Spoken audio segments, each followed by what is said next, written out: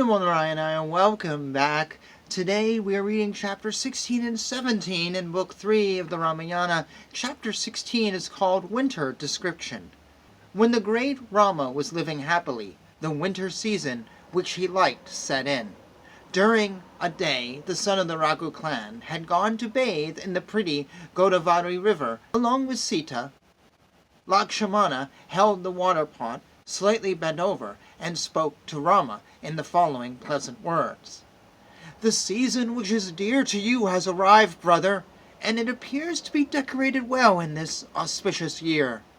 The world is harsh with fog, but will be blessed with vegetation, and it is difficult to drink water, but nice to sit near the fire altars. The saints, after appeasing the Manes by worship during the northern solstice, and after offering oblations at the proper time and performing solstice rituals, become free of evils. In this season, the people of rural areas, who would be expecting a good crop, would get abundant milk from their cows, and kings would be thinking of going to conquer others. The sun, after serving the direction ruled by the god of death steadily, is going to the north inspirited, like a woman without tilak on her forehead. With the sun far away, the snow gets settled hard, and would make the name of the Himalayas as the mountain of snow very appropriate. It is pleasant to move about in the afternoon in this season, as during the day the sun's rays are very comfortable, and during this time the shade and water are uncomfortable. The sun's rays would be soft during this season, with a very cold breeze blowing all the time, and due to being destroyed by the frost, the forest would be lonely and peaceful.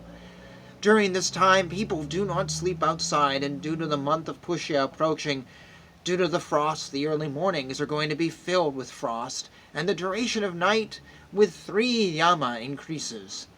With the moon's radiance covered by the sun, all around the moon there is a red aura, and like a mirror on which a mouthful of air is blown, the moon is not shining well. Even on a full moon day, the moon does not shine as usual due to its being covered by frost, like Sita not appearing bright when she is exposed to torrid sunlight. This season by nature is cold because of it being hit by snow, and the wind blowing from the westerly direction is doubly cold. The forest is covered by the dewdrops, and the forest has plenty of crops of barley and wheat, and when the sun starts shining, the kuruksha birds and swans sing sweetly. The rice crop, with fully filled up rice, and bent with the weight of grain, is bent like the flowers of date palms, and shines like gold. The extended rays of the sun, covered by the snow and frost, make it look like the moon when it rises up in the morning. Due to the sun not fully picking up its strength in the forenoon, it is very pleasant during the afternoon when it shines splendidly on earth, being reddish-white color. Due to the drop of the dew, the grassland is slightly moistened, but the forests shine due to the mild heat of the sun settling on it. In the forest, the very thirsty elephants, after they touch the cold and pure water by their black trunks, withdraw them speedily, not able to bear the cold. Like the inefficient army not entering the battlefield, the aquatic birds sit on the shore, not plunging into the water due to fear. Enveloped by the darkness of the forest as well as the darkness of snow, the forest without any flowers appears to be sleeping with closed eyes. In the waters covered by the tear-like dews, the existence of swans could be found out only by their sounds, and the river banks are completely covered with snow. Due to the fall of snow, due to the sun being dim due to the cold, the water flowing from the top of the mountain is generally tasty. Lotus flowers in the tanks, faded due to their long life, have only stalks remaining due to their withered filaments, and the pericarp have fallen down and are not good to look at. At this time, Bharata, full of sorrow due to his great devotion of you, is performing penance. Giving up the kingdom, self-respect, and different types of pleasures like an ascetic, he takes limited food and sleeps on the floor in the cold. He also at this time might be going to the river Sarayu for taking his bath as usual, surrounded by his subjects. How can Bharata having been brought up with a pleasure-filled life, who is delicate and deserves comfort, take bath in the later part of the night in the river Sarayu. That Bharata, who is heroic, who is black, who has a narrow waist, who is great, who is the speaker of truth, who maintains a low profile, who has control over his sense organs, who speaks lovingly, who is sweet, who has long arms, and who is the destroyer of his enemies, after giving up all pleasures, is completely dependent upon you. Our brother Bharata, who is great, is living in the forest, and does penance there, and is following you loyally, and has even restrained his wish to go to heaven. He follows his father, and proved as false the saying in the world that human beings follow their mother. How did it happen that Kaikeyi, who is seen as one with cruel conduct, had a husband like Dasartha and a well-behaved son like Bharata?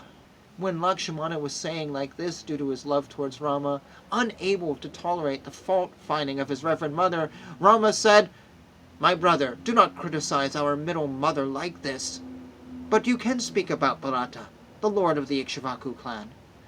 Though my mind has taken a firm decision of penance in the forest due to my being in great love with Bharata, I waver like a child when I hear things like this.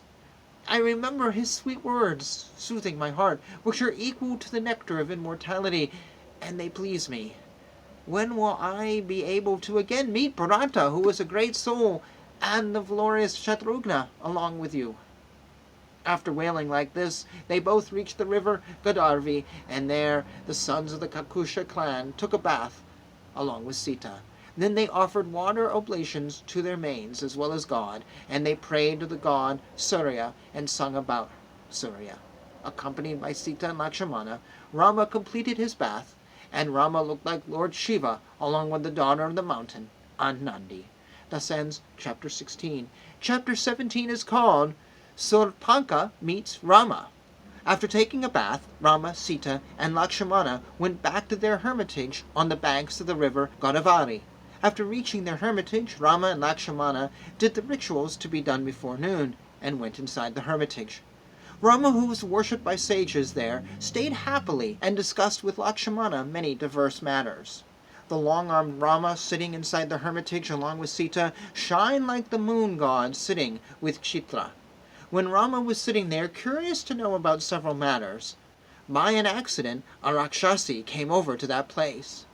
She was a Rakshasi named Soorpankha, who was the sister of a 10-necked Rakshasa, and she approached near Rama, who was like 30 devas. She resembled a strong-armed man, had a chest like that of a lion, eyes resembling lotus petals, with arms hanging up to her thigh, having a glowing face, was pleasant to look at, walked like a mighty elephant, had matted hair, was pretty, looked like a strong man, having royal traits, had the skin of the color of the blue lotus, glowed like the god of love, and as glorious as Indra, and seeing Rama, that Rakshasi was attracted with great passion towards him. While Rama had a pretty face, she had a horrible face. While Rama had a slender waist, she had a big belly. While Rama had broad eyes, she had ugly eyes. While he had black, pretty hair, she had copper-red-colored hair. While Rama had an attractive form, she had an ugly form. While he had a good voice, she had a voice like a dog. While he was young, she was old. He talked to the right, and she talked to the left. While he was well-behaved, she had bad behavior. And while he was nice to look at, she had an undesirable form. And that Rakshasi, caught in the throes of passion, said, "Oh, Rama, you have matted hair, look like a saint, and are with your wife, and also holding a bow and arrow. And with all this, you look like a kshatriya. Why have you come? Please tell me the truth." The great destroyer of enemies, after hearing these words of Soorpankha, being honest in his thinking, started to tell her everything. Untruth was not acceptable to Rama, especially in a hermitage that had the presence of women. He said, "There was a king called Dasartha who was valorous like devas, and I am the eldest son, and I am famous among the people with the name of Rama. He is my younger brother, whose name is Lakshmana, and he always follows me. She is my wife, who is the princess of Videha, and she is called Sita. By the order of the king, who is my father and my mother, and being bound by Dharma, and with a view to establish Dharma, I have come to reside in the forest. I wish to know about you. Please tell me who you are, as well as where you are from. You do not look like a Rakshasi to me, as you have very pretty limbs. Please, tell me truly as to what purpose you have come here." Hearing these words, but overtaken by passion, the Rakshasi said, "Oh, Rama, be pleased to hear my words. I am called Soorpankha, who can take any form that I like. I terrorize everyone and move about in this part of the forest. My brother Ravana, who is strong, is the king of all the Rakshasas. He is valorous and the son of Visrav, and I hope you have heard about him. My brothers are the very strong Kumbhakarna, the soul of Dharma, and Vibhishana, who is a Rakshasa, plus the very famous heroes in war called Kara and Dushana. I came leaving all of them as soon as I saw you, and I approached you as my husband. I am having great powers and can move about where I like with my strength. Please, be my husband for a long time. What do you intend to do with Sita? Being ugly and deformed, she is not suitable to be your wife, and since I am having a form like yours, you should make me your wife. I will eat this deformed, unchaste, frightful, fat-bellied woman along with your brother also. After that, seeing the peaks of the mountain and forest along with me, you, darling, can roam about this forest."